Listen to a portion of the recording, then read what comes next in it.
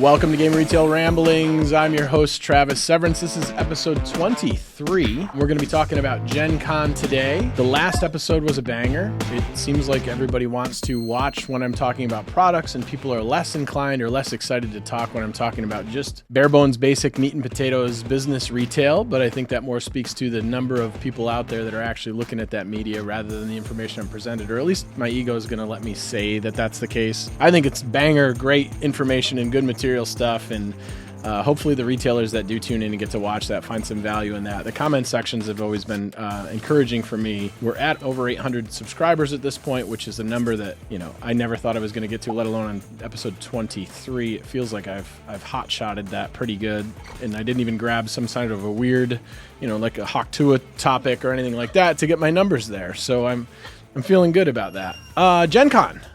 I'm going to be honest with you guys. I don't have a script.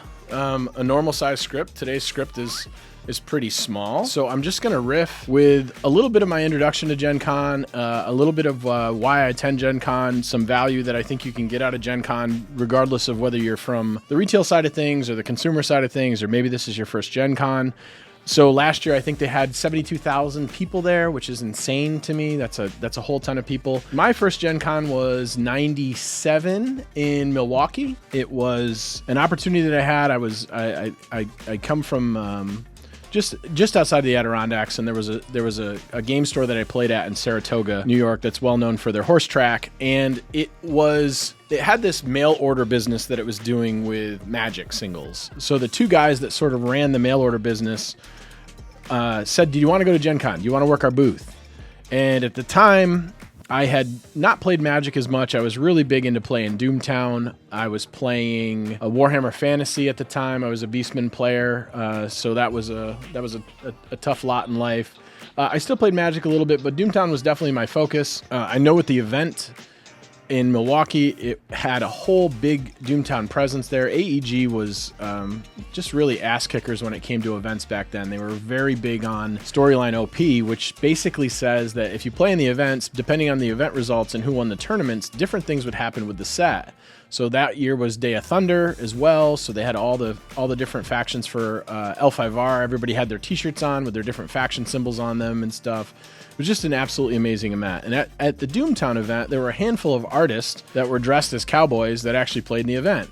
So it was pretty cool. The first game that I got to play, I played against Lisanne Lake, and if you look her up online and you look at some of her Doomtown cards, she made some of the best Doomtown cards.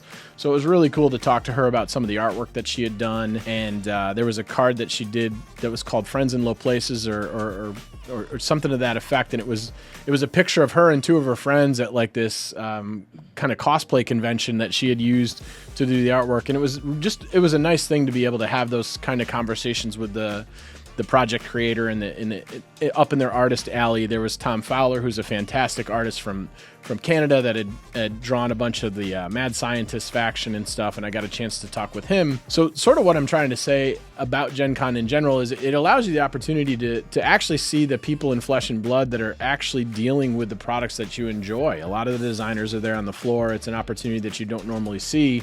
And for American conventions, San Diego Comic-Con is going on this weekend, which will be huge and insane. And a lot of that show now, while it's called Comic-Con, is so linked to Hollywood and Netflix. And, because due to the nature of it being in San Diego, it's close to Hollywood, and there'll be a ton of people there for that. And Netflix usually has this big thing going on, and there's giant queue lines and a ton of people. And it's a show I attended once, and it was wild and crazy, and there's a lot of people. Like 72,000 people in Gen Con means that, I'd prefer if, 69,998 of them weren't there. And it was just me and two guys going around the stalls, because I don't like a lot of people, but I go through and I endure it for you, because I want to bring you good information. So Gen Con 97 was awesome. Vampire was a huge thing. There was vampire LARPing that was going on. The Safe House was a place that you went to for dinner that was like this old spy speakeasy that there There was a radio show that gave away the password. There was a password in the local newspaper, and then there was some other way to get the password. But if you didn't have the password, you went into this phone booth. The phone booth was on closed circuit cameras around the rest of the restaurant that was downstairs, and then make you do stupid tricks or whatever to try to get in the door to get something to eat if you didn't know the password. So that was pretty cool. And then you went in, and it was like a James Bond restaurant retreat. So it was awesome. You know, this old school kind of 1920s vibe and stuff. It's closed down the last couple of years ago. It had closed down. I know there were a couple of other locations, but that was really cool and fun. And then we had the vampire LARPers were like all over the place. They were easy to spot. They had their black trench coats and they were doing their thing. And Magic was, I think we were around Tempest at that point. I know that the Maze Rats had just come out for Doomtown. I got a signed copy of Hell on Earth, which was Deadlands post-apocalyptic thing. It was a gray leather-bound thing, and Shane Hensley is the one that was there that signed it. So somebody that I had played a whole bunch of Deadlands for, and I was allowed to go up and buy a copy and have him sign it, which, you know, coming from this little tiny town in the middle of the Adirondacks that it came from, this was the type of stuff that I'd never gotten to see. So as years went on, my gaming group would just make the decision on whether or not we were going to go to Gen Con or we were going to go to Origins based on what we were playing and what we were looking forward to seeing at the convention. As things started to change and Gen Con got bigger and bigger and bigger and bigger, Gen Con is something that I make a habit of going to every single year. I did it as an employee early on because it was fun. I was going to the show and I was playing in different events and I wanted to see all the new stuff. And then as I took a part-time role for the business here and I started working behind the counter, it was a little bit of both. It was me having the opportunity to go out to play some stuff for half the show, spend about half the show sort of looking at product and getting some ideas and things like that. So I've been to 22 out of the last 23 Gen Cons. There was the one year that they didn't run the Gen Con. There was the following year after that where there wasn't a ton of people there. So I was there at the Gen Con with like 600 people because it was masks and there was nobody there that year. It was not a lot of people there. It's a big part of what I do to be able to set up my store for the holidays. So we get into the summer and everybody's sort of on hold, and then Gen Con comes out and they release a whole bunch of new stuff. I'm sure there'll be some statistics in an article somewhere that'll talk about the volume of games and the volume of new products that were released or debuted at Gen Con.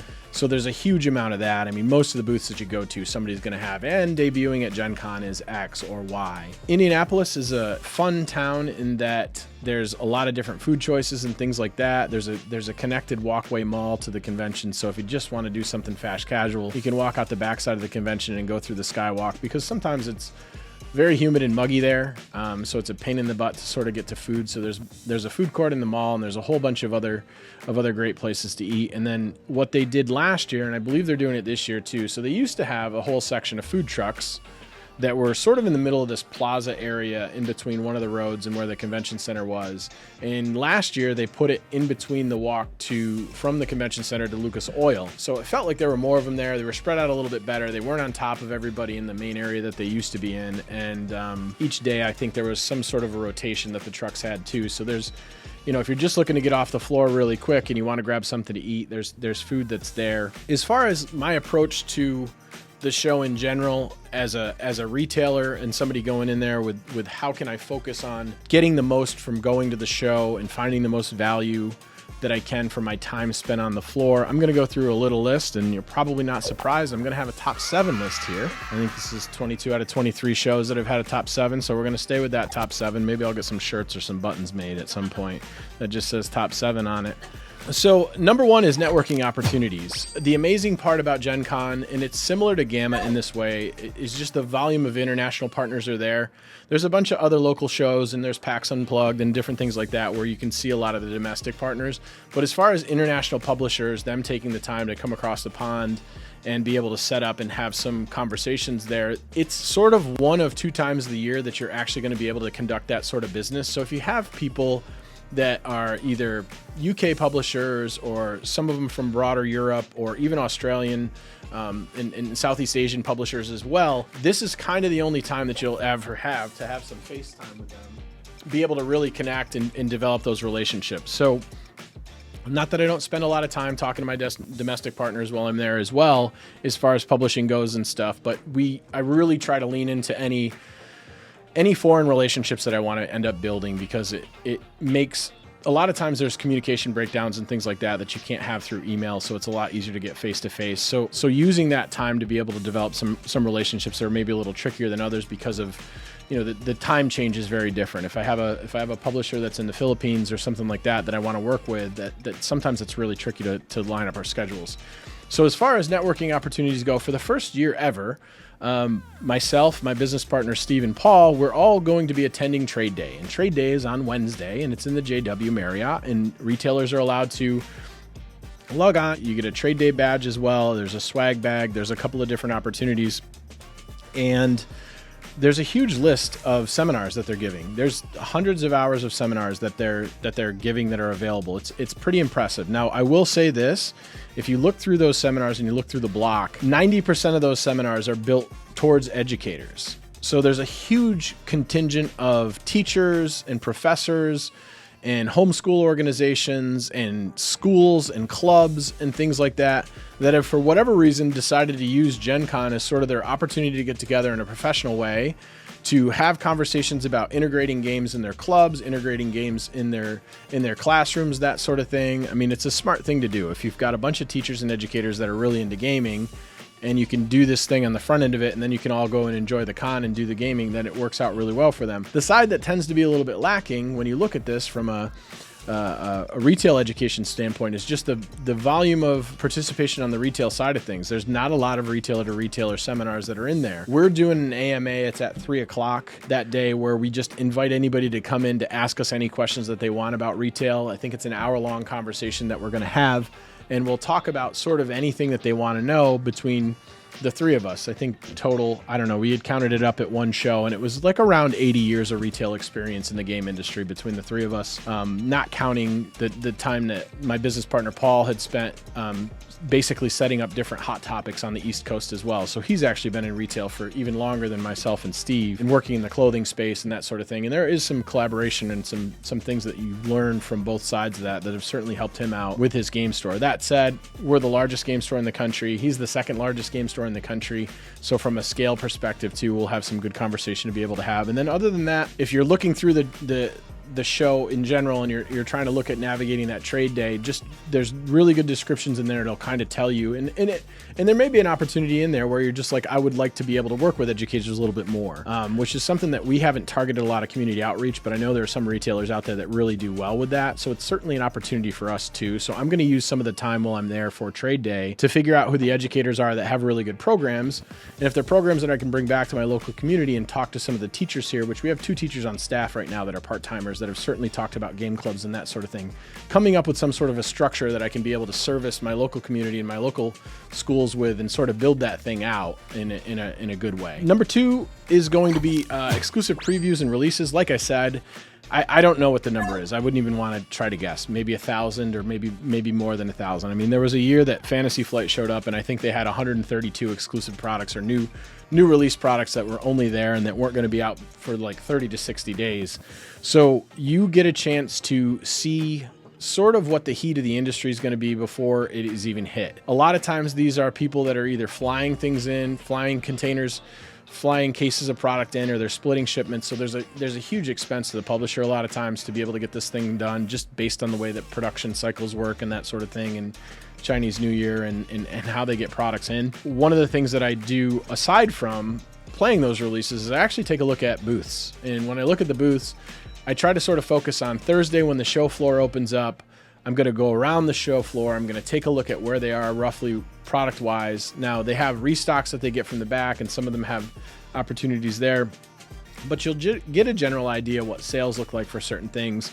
And most of the time, I have my cell phone up and I've got the emails for all of my all of my distribution reps are ready to go. And the number of times that I send them emails from the floor, adjusting numbers, adding numbers, subtracting numbers, making different buying decisions based on what the heat of the community is pretty significant. So that Thursday morning, that rush through the hall to see the people that are really engaged with product is important to me, to look at where stacks of games are and how the heat is from different publishers that are key publishers of mine. And then there's a whole bunch of new people to find as well. Being able to work towards that and be boots on the ground to see that and to interact with that is important to sort of gauge the last quarter of what the year's going to look like for me. A lot of those games aren't going to come out necessarily right then, but it'll be a month lag or maybe 2 months lag or things like that. So it lets me set what my ordering is going to be for the holidays. It feels like every single year I talk about ordering earlier for the holidays and ordering earlier for the holidays. One time it was like, okay, I'm going to start loading up in October.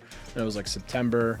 In the last couple of years, it's been August. I'm going to tell you right now that 2 weeks ago, I started loading up for the holidays. So it's earlier every year, because if you've been in this industry on any level, you know the supply chain here is a little broken and it's a little bit dodgy and it's a little bit tough to read. A lot of times what I try to do with my inventory is take a look at what the sales on products were for the previous year, compare it to what it was the first 6 months here, and then it'll give me an idea, at least a loose idea, of what I'm probably going to sell for the following 6 months.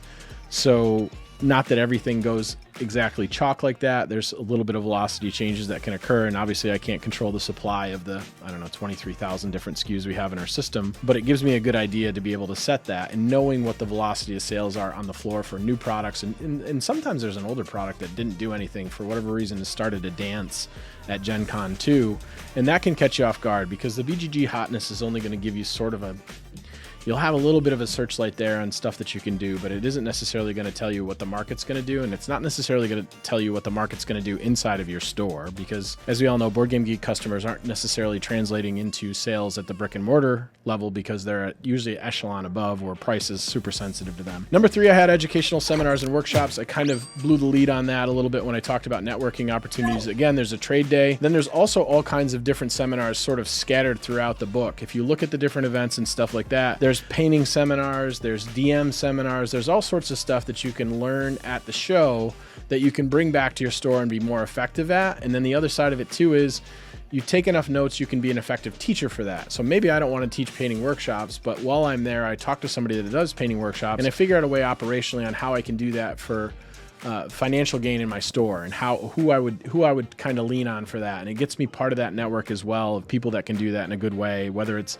them being able to point me to videos that help out or that sort of thing. So number 3, educational seminars. Number 4, vendor and distribution deals. What typically happens with those is, if you stay until Sunday, most publishers don't want to take their shit home. So because of that, if you're there and you have a vehicle or you have some way to be able to get your stock home, they will give you some pricing on that to be able to make it so that they don't have to ship the thing back. So if you're driving in, or if you have the ability to rent a truck, or you've got some room in your luggage or things like that, there have been times over the years where I've gone through and I've bought an entire suitcase full of stuff that I brought with me that was empty to begin with, and I just literally filled it with role-playing books. At shows, like I said, where they have exclusive previews and releases, they will have things that are exclusive just to the show, or things that sometimes just live on their website that they don't have physical copies of as well. I know if I take those back to the consumers here and I put that in front of them, it's stuff they don't normally see. So I have the opportunity to get a selection of products that I wouldn't normally be able to buy, because they're maybe not through distribution, because the publisher only makes so many of them, and it doesn't make sense to make the volume that distribution will have, because it's a little bit esoteric. But like last year, Into the Weird Wild, I brought a whole bunch of like decks and cards and weird things back, and it all sold. Everybody here gobbled it up. And there's also other times where there's, local people here that didn't get to go to Gen Con that wanted the cool thing. So occasionally we'll grab some of those things too and bring those back as well. So, number 4, vendor and distributor deals is all sort of what you're talking about there. And to take it a step further, it also allows you the opportunity to sometimes set up direct ordering and that sort of thing. So you can build a relationship with them. They'll give you the front end of the catalog. Maybe you place some pre-orders when you get home. You get some business cards and that sort of thing. There's definitely been times in the past where publishers don't have a direct ordering platform. And when I start talking to them about the volume that I'm going to do, all of a sudden they have the ability to be able to do that, but they don't want to do it on such a small scale that it's a pain in the ass, because it's not part of what they normally do. But doing it on a larger scale, you have a better opportunity there to be able to talk to them face to face, to be able to set something like that up, even if they don't normally do that thing. Number 5, customer insights and trends. What used to be amazing, and it's hard to not sound arrogant about this, but this is sort of where I am in the industry now, and it's my own fault because I do stuff like get on the camera and things. Early on in my career, I loved to go to Gen Con because literally nobody knew who the hell I was. So what I would do is I would just spend time standing in booths and listening to what the customer said and listen to what the employees said and the demo staff said about different things. And they'd give you very, very raw feedback. I'd stand at a demo table. I'd get a demo table done. they weren't bringing over some ringer or their sales manager to demo me the game. They were bringing over just Joe that happened to sign up and he wants to be a volunteer. And I get to hear Joe's feedback and things were good. It's harder now because I'll go into a booth and a lot of times because I've developed a relationship or something like that, I don't get the same amount of raw feedback. I can still look at stacks and sales. Now, what I do get now, because I've developed that relationship over the years, is most of the time, while they're not going to give me 100% their profit and loss statement from the show, they will tell me, oh, you know what? We brought 300 of these. We moved 300 of these. We bought 100 of these. We moved 50 of these. So they'll give me an idea of what the temperature was on certain releases and things that hit. That sort of insight is invaluable. What I really want to see is where the energy of the show is. Last year, the end of the show was everybody trampling each other for Lorcana. I don't think that's going to be the case this year. If I take a look at the price of the boxes for the last couple of sets, I think Lorcana it has definitely cooled down a lot. It's ice cold when it comes to certain things. There's certainly boxes out there where there's not a lot of money to be made on the front of that. So we'll see what their presence is here. I'm sure it'll be big. They'll have a whole bunch of people there. But as far as what am I going there to see, I talked about it last week. Altered is on the top of my list. I've been very, very, very jealous of all the Europeans that have gotten their product already. And they posted Instagram videos and they're showing the unique cards in the app. And I'm just pushing the button on the app going, are you ready yet? When can I say it? When can I play it? When can I do it? Are you ready?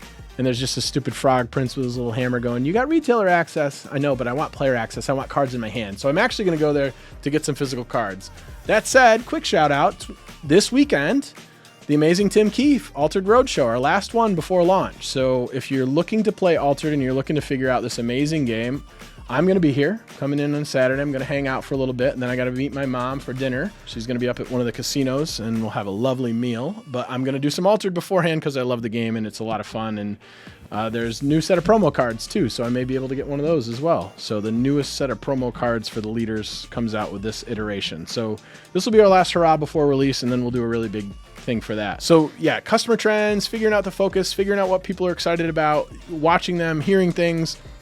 The other thing that I do too, because I'm creepy, is I look down and see what kind of bags people are carrying. Like if I see the same bag over and over and over and over again that's filled with the same thing, then obviously that's something that's selling really well. It's not like I'm following them around the hall or asking them questions or bothering them, but I'm just using my peripheral vision to figure out whether or not there's a whole ton of bags going on. Now, there are some intelligent publishers out there. I mean, Upper Deck used to do it really well when Jason Brenner was there, and Scott Gate is kind of taking on the role. I'm sure there's going to be some big, giant, coffin-sized Renegade bag that's rolling around that's big enough to fit their giant Axis and Allies in, and you'll see a whole ton of people there because he realizes that it's free advertising to 72,000 people when somebody was carrying around those giant bags. So it's what's inside the bag that's the most important.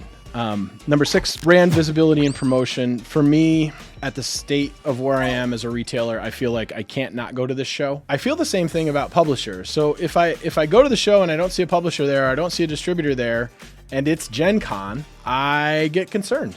Now, everybody's got to make different value propositions based on their business and their spend and how they're going to do things. This is the big dance. This is all of it. Setting the table for consumerism for your thing for the next quarter into the holidays and things like that. If you've chosen not to come to Gen Con for whatever reason, then I do look at the brand in a little bit of a different way. Now, all kinds of things can happen. There's deadlines. People get pushed out. They don't have enough money. They're not going to do this. They're not going to do that. But it is important to me that I see your brand there. Now, I've already heard a certain brand that sells a certain role-playing game and another game of spell slinging does not have a booth there. And apparently they're doing some sort of last year they did an ice cream truck. This year they're doing some sort of a ticket booth thing where you get a lottery ticket to possibly buy the new D&D books if you're in the first 250, and it's going to be out near Lucas Oil. Please don't quote me on that because I'm not sure exactly what the mechanism is, but I know it's pretty close to that. So that's going to be their presence. So one of the largest publishers in the industry, largest convention that we have in New York and in North America, and their participation again is almost non-existent. Now, my really good friend Alan Hockman from Pastimes in Chicago will be kicking ass with Magic over in the Magic section. So he'll be running a ton of Magic events in that area, and he is a consummate professional that their team brings the heat every single time, and they're absolutely amazing and reliable, and that's the reason why they get to do these shows for Wizards, and then my other friend over at Baldman Games will be handling some D&D stuff as well as a third party. So even though the Wizards have not decided to come from the coast to the Midwest, there's going to be some level of representation from fantastic retailers out there that are willing to do that heavy lifting for them. And then the last but not least, number 7 is hands-on game experience. There's not a lot to say about that. You get to sit down and play these games. There's generic tickets sometimes to get to a demo or things like that, and occasionally it's $2 and that sort of thing. But in general, you get to play a whole shit ton of games. There's so much gaming going on, it's impossible to talk about. There's areas that are set up that are specifically paint and take for the entire show.